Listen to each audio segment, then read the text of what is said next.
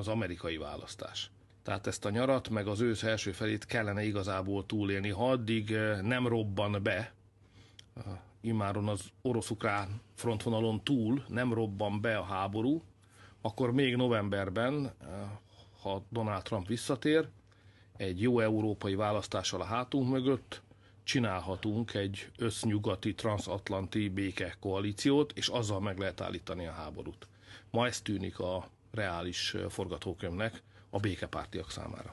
Hát csak a vak nem látja, hogy egy olyan háborús pszichózis van Európában, amelynek logikus végkifejlete lesz, hogy megérkeznek a nyugat-európai országok katonai egységei Ukrajna területére.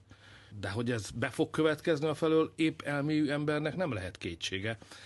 Hát én figyelem ezeket a szerencsétlen magyar baloldaliakat is, akik itt örlődnek